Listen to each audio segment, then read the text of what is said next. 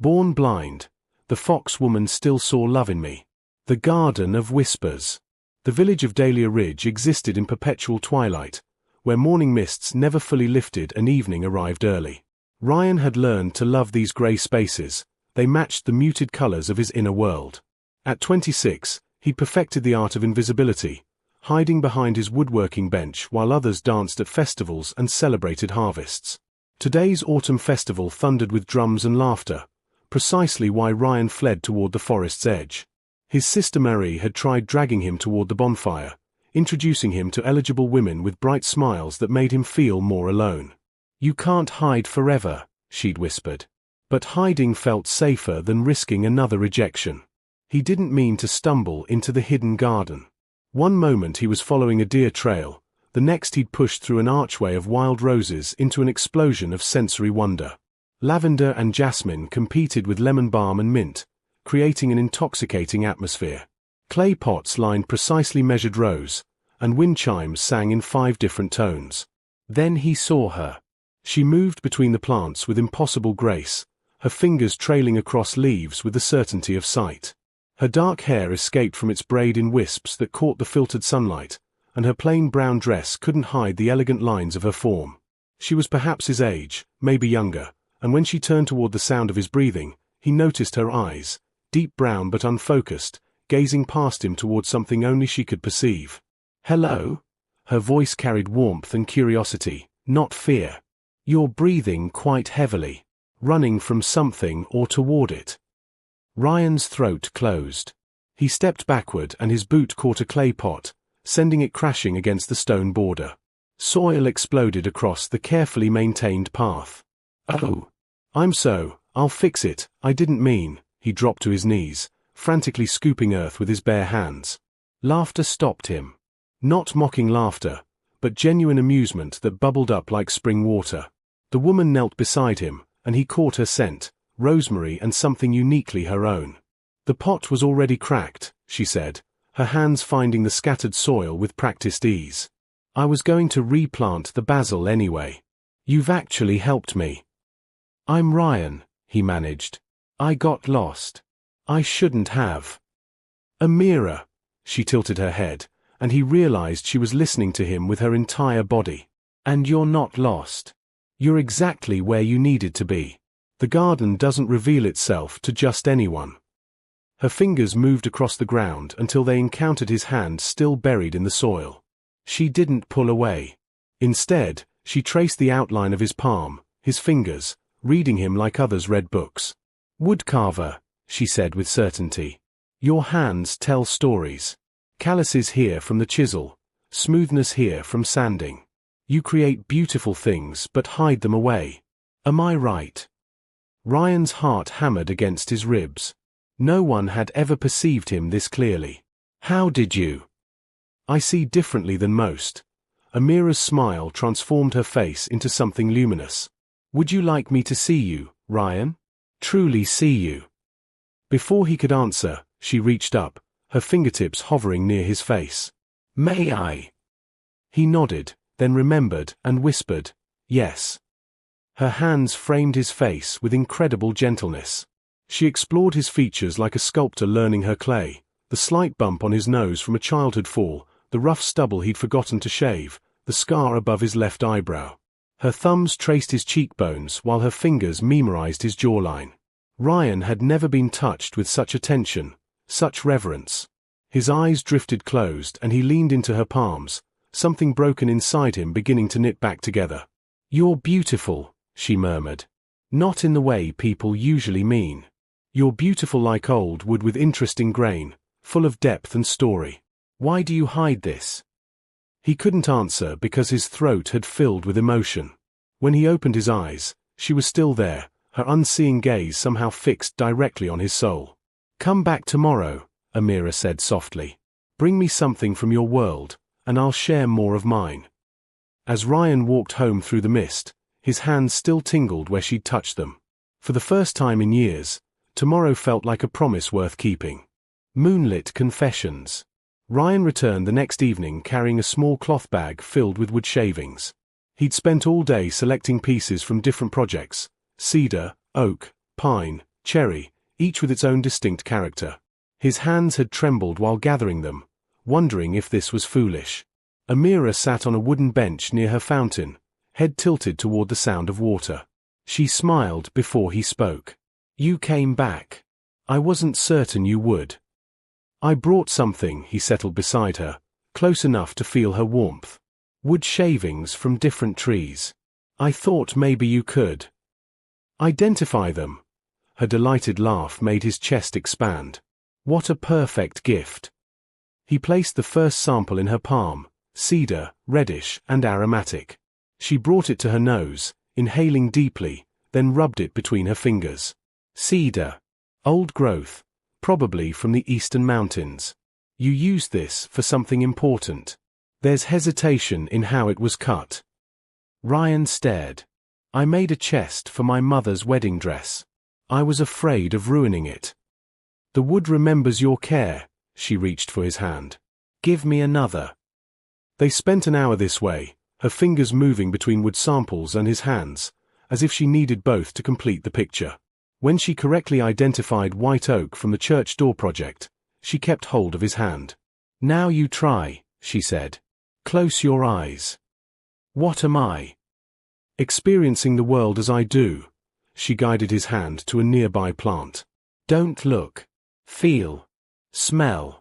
Listen." With his eyes closed, Ryan's other senses sharpened. The leaf was fuzzy, shaped like a heart. Its scent was strong, almost medicinal. Somewhere a bee hummed among the flowers. "Lamb's ear," he guessed. "Yes." Amira squeezed his hand. "Now listen to the fountain. What do you hear beyond water?" He focused. Beneath the splash, he detected a hollow resonance, a particular rhythm. "The basin is cracked on one side." The northwest edge, her thumb traced circles on his palm. "You're learning to see without eyes. Most people never try." Over the following weeks, Ryan visited every evening. Amira taught him the language of texture and sound while he brought her stories from the village, describing sunsets she'd never witnessed and faces she'd never see. But words felt inadequate for what grew between them. One night, the full moon hung low and heavy. Amira suggested a walk through the meadow beyond her garden. She looped her arm through his, trusting him to guide her, though he suspected she knew these paths better than anyone. "Tell me about your hands again," she said as they walked. "Not what they make. What they've endured." Ryan hesitated. No one asked him such questions. "They've been burned by hot tools. Cut by slipped chisels. My father said they were too soft for real work, that art was for wealthy men with time to waste. And yet you persisted." "I had to create or suffocate," the confession emerged unbidden. "But nobody wants to see the person behind the work. They want the furniture, the carvings. Not the maker." Amira stopped walking. They stood in waist-high grass, moonlight painting everything silver. "I want to see the maker. I already do." She reached for his face again, and this time Ryan leaned down to make it easier. Her exploration was different now, slower, more intimate. Her fingers traced his lips, learning their shape, their texture. When his breath hitched, she smiled. "You're afraid," she whispered. "I can feel your pulse here." Her fingertip rested on his throat, racing like a bird trying to escape. "I'm afraid of wanting this too much." The words tore from somewhere deep. Of believing someone could want me, then discovering it was kindness or curiosity or...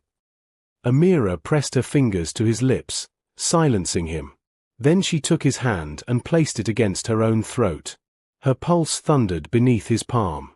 "Does this feel like kindness?" she asked. "Or this?" She guided his hand to her heart, and he felt it pounding against his palm. Ryan couldn't breathe, couldn't think, could only feel the warmth of her skin through the thin fabric, the rapid rhythm matching his own. "I've never seen you," Amira continued, her voice shaking slightly. "But I know the gentleness in how you pick up broken pots. The patience in your voice when you describe colors I'll never comprehend. The loneliness that echoes in your silences because it matches my own." "Amira. Let me finish seeing you." She slid her hands up his arms, across his shoulders, into his hair. You're tall. Strong despite thinking yourself weak. You hold tension here, her fingers pressed against his neck, from bending over your work. And here, she touched his jaw, from clenching your teeth against words you're afraid to speak. I'm afraid of this, he admitted. Of how much I want to be close to you. Then be afraid with me. She rose on her toes, her breath warm against his mouth. I'm terrified too. But I'd rather be terrified together than safe and alone. Ryan closed the distance. Their first kiss was tentative, questioning, his lips barely brushing hers. But when she sighed and pulled him closer, something unleashed. His hands found her waist, her back, threading into her loose hair. She tasted like mint tea and moonlight, and when her fingers tightened against his scalp, he made a sound he'd never heard himself make. They broke apart, breathing hard. Amira's unseeing eyes glistened with tears. I see you, she whispered. Completely. Do you believe me? Ryan rested his forehead against hers. I'm starting to. They stood together in the meadow until the moon began its descent, learning the geography of each other's hands, whispering secrets into the darkness. For the first time in his life, Ryan understood what it meant to be truly seen, not despite his flaws, but including them. And when Amira let him guide her home, her trust was more precious than any masterpiece he'd ever carved. The village's doubt. The first whispers started at the miller's shop. Ryan noticed heads turning away as he entered, conversations dying mid-sentence. Old Widow Thorne made a show of clutching her shawl and hurrying past him on the street. His sister Marie cornered him after Sunday service. People are talking. Saying you've been bewitched by the fox woman on the hill. Her name is Amira. Ryan kept his voice level. And there's no witchcraft. Just two people who enjoy each other's company. She's blind, Ryan. How can she possibly? Marie lowered her voice. What kind of future could you have? Who would tend house? Raise children? The whole village thinks you're being foolish. Then let them think it. But the whispers grew louder. Master Garrett, who commissioned half of Ryan's work, suggested he reconsider his associations if he wanted to maintain his workshop contract. The baker's daughter, who'd rejected Ryan 2 years prior, suddenly expressed concern for his vulnerable heart being taken advantage of. Ryan tried to shield Amira from the gossip, but she heard everything. Sound carried differently for her. She caught murmurs from across the market square, recognized voices by their particular cruelty. They're saying I've trapped you, she told him one evening, her voice carefully neutral. That you're staying out of pity. That's not true, he reached for her hand, but she pulled away. Isn't it? You could have any woman in the village. Someone who could see your work, appreciate the details you labor over. Someone who wouldn't need guiding through doorways or warning about steps. I don't want anyone else, frustration sharpened his words. Why can't you believe that? Because I've heard it before, the confession burst from her. There was someone, years ago. He promised he saw past my blindness, that it didn't matter. Until it did. Until he found someone easier, someone who could admire herself in mirrors and watch sunsets and meet his eyes across rooms. Tears tracked down her cheeks. I won't be your burden, Ryan. I won't be the one who limits your life. Amira. Please go. Let them have their doubts. Maybe they're right. Ryan left because she asked, but her words carved into him like chisel marks in soft wood.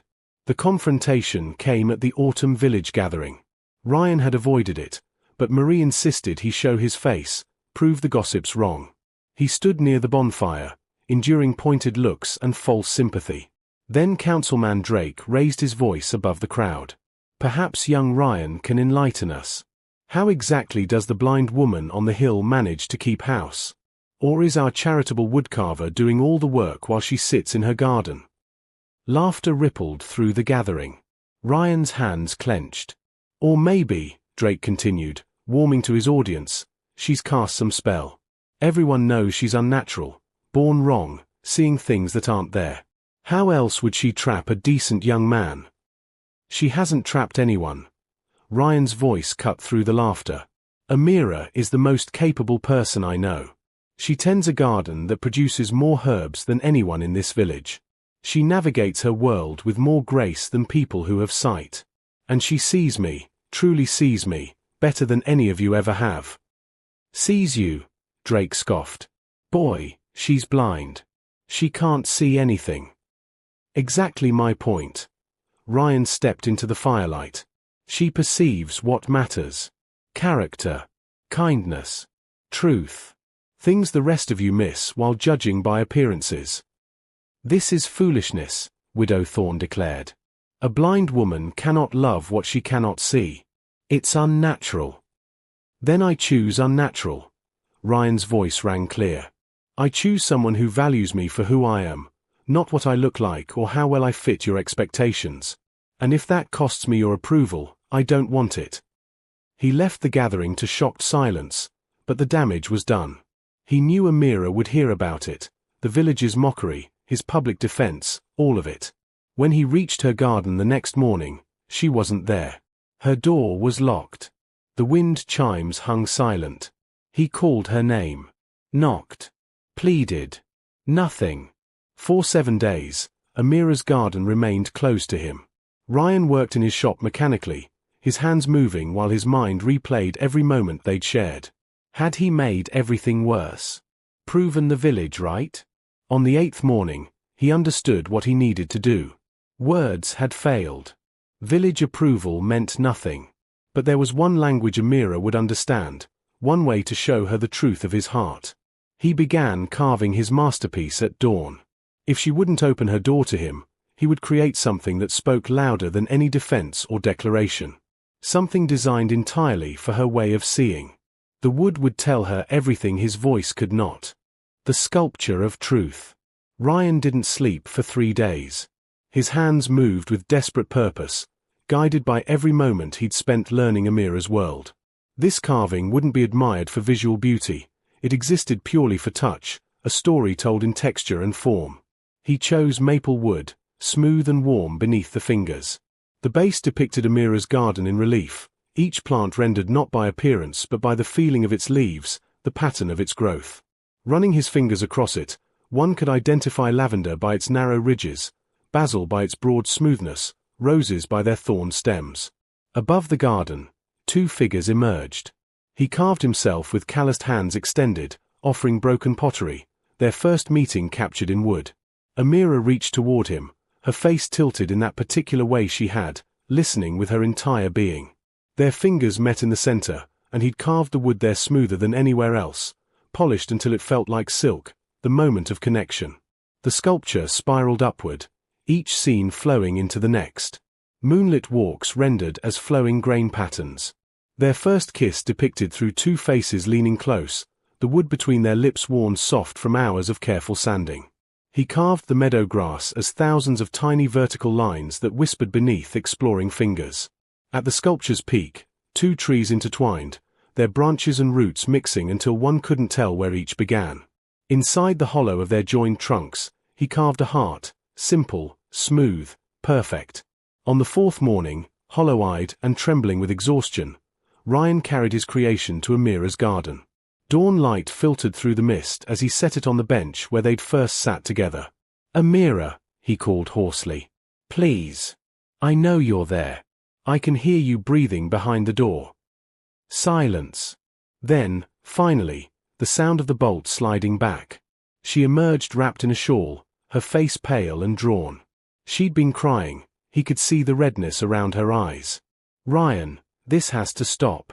The village." "The village can burn for all I care," he took her hand, gently pulling her toward the bench. "I made something for you. Only for you.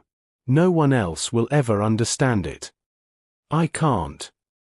Just feel it. Please. Then if you want me to leave forever, I will." Her resistance crumbled. She sat, and he guided her hands to the sculpture's base. "Start here. Let it tell you what I can't say right." Amira's fingers trembled as they found the carved garden. She gasped softly, recognizing her plants by touch alone. Her exploration was methodical at first, then increasingly emotional as she discovered each scene. When she reached their first kiss, a sob escaped her. "Ryan." Tears streamed freely now. "This is Keep going, he whispered. Her hands climbed higher, reading their story in wood grain and careful curves. When she found the intertwined trees, she traced them over and over, her fingers following roots down and branches up, discovering how completely they'd merged. I spent 3 nights on this, Ryan said quietly. I thought about every moment we've shared. How you taught me to see beyond sight. How your fingers read with the way others read books. How you perceive truth better blind than most people do with perfect vision. Amira found the heart hidden in the joined trunks. She pressed her palm against it, feeling its smoothness. I was wrong to doubt, she whispered. Wrong to let their words poison what we have. But I was so afraid, Ryan. Afraid that one day you'd wake up and realize how much easier life would be with someone else. Someone who could watch you work, see your creations, meet your eyes when you speak. Do you know what I see when I look at my carvings? He knelt before her, taking her face in his hands. I see wood and tools and technique. But when I'm with you, I see myself. Truly see who I am, the good and broken parts. You perceive what I hide from everyone else, and you stay anyway. I stay because I love you. The words escaped her in a rush. I've loved you since you destroyed my basil pot and apologized like you'd shattered something precious. I love how you describe colors to me even though you know I can't picture them. I love the way your heartbeat speeds up when I touch you. I love. He kissed her then, tasting salt from her tears. Her hands left the sculpture to frame his face, relearning features she'd already memorized. When they broke apart, both were breathing hard. I love you too, Ryan said against her lips. I should have said it sooner. I love how you laugh at my clumsiness. How you taught me to experience the world as symphony and texture. How you're afraid of nothing except being seen as weak, when you're the strongest person I know. Show me again, her fingers traced his lips. Show me how you see me. He lifted her from the bench and carried her toward the house. She directed him through the doorway, into her small bedroom where morning light filtered through herb bundles hanging from the ceiling. He set her down gently on the quilted bed. May I? His hands hovered at the tie of her shawl. Yes. Always yes with you. He undressed her slowly, reverently, describing each part of her he revealed. Your shoulders are strong from garden work. Freckles here, like scattered seeds. Your collarbones, he traced them with his fingertips, curve like the arch of a bridge. Amira pulled him down beside her, her hands equally curious beneath his shirt. You have a scar here. Tell me about it. Chisel slipped when I was 15. 12 stitches. And here. She found the rough patch on his shoulder. Burned myself on the forge last summer. Each mark is a story. She kissed the scar on his chest. I want to learn them all. They explored each other with the patience Amira had taught him. No rushing, just discovery. Her fingers mapped the landscape of his body while he worshipped hers with touch and whispered words. When they finally joined, moving together in ancient rhythm, it felt like the sculpture coming to life, 2 separate beings becoming one. Afterward, they lay tangled together, her head on his chest, his fingers trailing through her hair. I don't care what the village thinks, Amira murmured. Let them doubt. Let them whisper. We know the truth. We know the truth, Ryan echoed. And we have each other. That's enough. More than enough. She tilted her face up, and though her eyes couldn't see him, he felt the weight of her gaze. You carved our story in wood. I'll weave it in wool. Create something they can feel but never truly understand. Together. Always together. She sealed the promise with a kiss. Outside, the wind chimes began to sing. Love beyond sight. 6 months later, Amira and Ryan's small cottage at the garden's edge had become something magical. 2 workspaces occupied the main room, his carving bench near the eastern window, her weaving loom by the western one. They worked in comfortable silence, occasionally calling across the space to share ideas or simply hear each other's voices. Amira's tapestries astonished the village. She wove entirely by touch, creating pieces where texture told stories that sight alone couldn't capture. Rough wool depicted mountain ranges, smooth silk became flowing water, and her fingers incorporated dried flowers, feathers, and even wood shavings Ryan saved for her.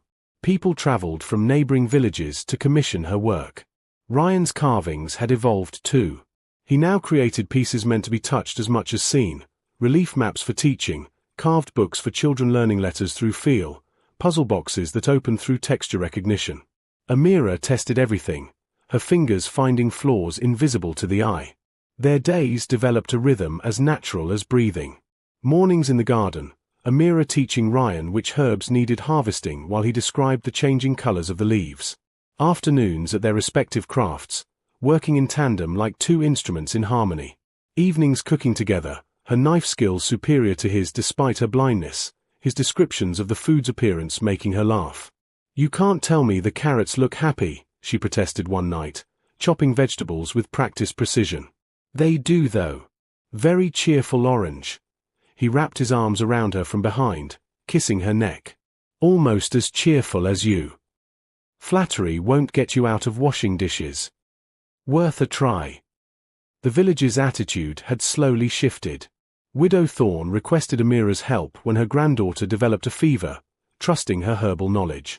Master Garrett commissioned Ryan to create a memorial piece for the church, specifically asking for something that could be appreciated through touch by the congregation's elderly members who'd lost their sight. Even Councilman Drake grudgingly admitted their union had brought unexpected prosperity. Pilgrims seeking Amira's tapestries spent coin throughout the village. But the true change came from the children. They flocked to Amira's garden, fascinated by the woman who could identify them by footstep and knew exactly which plant would soothe scraped knees or settle anxious stomachs. She taught them to really listen, really feel, really experience the world beyond what their eyes showed them. "Close your eyes," she'd instruct. "Now tell me, what do you hear?" "Birds." "Which kind?" "Listen to the song. Sparrows sound like gossip. Wrens sound like laughter." Ryan watched these lessons with quiet pride. Amira was teaching an entire generation to see differently, to value perception over appearance. Their joining ceremony took place in the garden on the first anniversary of their meeting. Amira wore a crown of flowers she'd grown herself, roses for love, lavender for devotion, basil for good wishes. Her dress was simple cream wool that she'd helped weave, its texture perfect against her skin. Ryan wore his finest clothes, but what mattered most was the vow he'd carved into matching wooden rings, hers smooth on the outside with hidden words carved inside for her fingers to read, his the reverse so he could feel her vow against his skin. Marie helped Amira prepare, her earlier doubts transformed into genuine affection. "You're glowing," she said, adjusting the flower crown. "I'm terrified," Amira admitted. "What if I trip walking to him?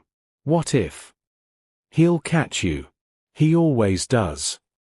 The ceremony was small, just close friends and family. The village elder spoke briefly about the nature of love and sight, but the real moment came when Ryan and Amira spoke their own vows. "Amira," Ryan began, his voice steady despite his racing heart, "you taught me that seeing isn't about eyes. It's about understanding. You see my fears and don't judge them. You see my dreams and help me achieve them. You see me, completely, truly, and somehow you still choose to stay. I vow to be your eyes when you need them, your hands when you need help, your voice when you need courage. But mostly, I vow to keep seeing you the way you've taught me to see, with my whole heart." Amira's fingers trembled as she touched his face. "Ryan, before you, I lived in darkness. Not because I lack sight, but because I'd convinced myself that blindness made me less. You showed me I was wrong. With you, I experience colors through your descriptions, beauty through your touch, love through your patience. I vow to keep teaching you my way of seeing, to remind you that true vision comes from within, to love you not despite your flaws but because they make you perfectly, beautifully you.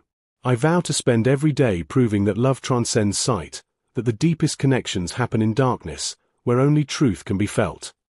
When they exchanged rings, both had tears streaming down their faces. The wooden bands settled onto their fingers perfectly, as if they'd always belonged there. Their first kiss as husband and wife drew applause, but neither heard it. They were too lost in each other, in the miracle of finding someone who saw past surfaces to the soul beneath. The celebration continued into evening. Someone produced a fiddle, and Ryan guided Amira through dances she knew by counting steps and feeling the rhythm. They swayed together under stars she'd never seen but described to her in such detail she could picture them anyway. As the moon rose full and bright, they slipped away to their cottage. The sculpture Ryan had carved still occupied a place of honor near Amira's loom, and she touched it in passing, a ritual that grounded her. "Happy?" Ryan asked, pulling her close. "Happier than I knew possible." She reached up to trace his smile. "Tell me something. Describe how you see me right now." "You're luminous.